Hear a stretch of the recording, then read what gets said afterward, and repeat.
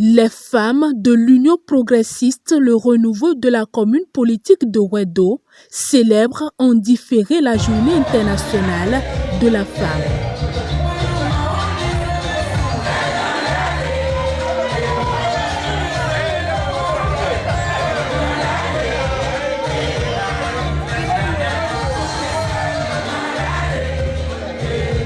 Sous le leadership de la première adjointe au maire de la commune d'Abomey-Calavi et des membres de la coordination de l'Union progressiste Le Renouveau de Wedo, ces femmes se sont réunies une fois encore pour échanger, réfléchir et trouver des solutions durables pour leur émancipation. Le mois de mars est consacré à la fête des femmes au Bénin.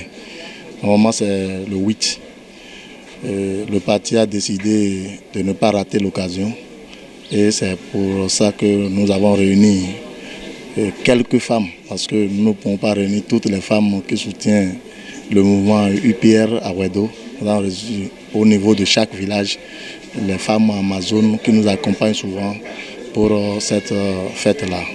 Donc vous avez constaté, elles ont répondu tous présentes. C'est un plaisir de soutenir les femmes en ce jour mémorable où le monde entier a retenu une journée pour célébrer la femme. Donc c'est avec plaisir que nous les soutenons. Ça c'est bien parce que les femmes sont vraiment en joie dès lors que nous avons pris en compte leur ordonnance pour leur faire fêter avec elles. Placée sous l'autonomisation, la célébration s'est déroulée autour d'une causerie débat ayant pour thème « Activité génératrice de revenus financée par le PAG ». Occasion pour ces braves femmes de bénéficier des connaissances et conseils pouvant leur permettre d'améliorer leur accès aux ressources financières mises en place par le gouvernement. On a eu à parler des microcrédits avec les dames, les microcrédits à la FIA, parce que juste là, il y en a qui ne sont pas au courant de ce microcrédit-là, de cette opportunité. Et en dehors de ça, il y a aussi les artisans avec le projet H. Il y a une partie ciblée qui bénéficie d'un moment du projet H.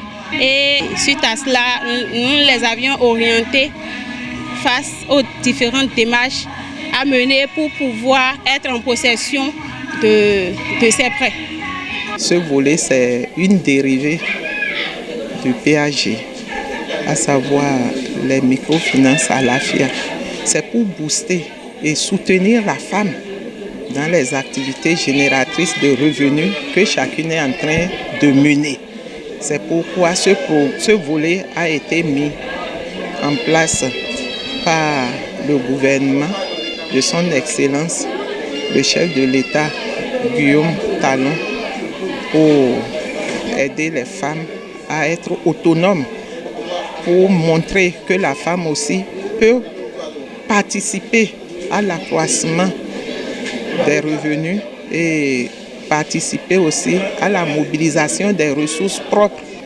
Donc c'est dans cette logique que j'ai eu à décliner quelques pistes de conseils que j'ai eu à leur prodiguer, que vous-même vous avez vu qu'elles ont été vraiment perméables à ça et ça les a encouragées. J'ai constaté que les femmes ils ont adhéré à la causerie et je ne peux que souhaiter qu'à l'avenir le parti puisse toujours continuer à organiser des choses de genre pour égayer nos femmes. Parce que sans elles, nous ne pouvons rien en politique.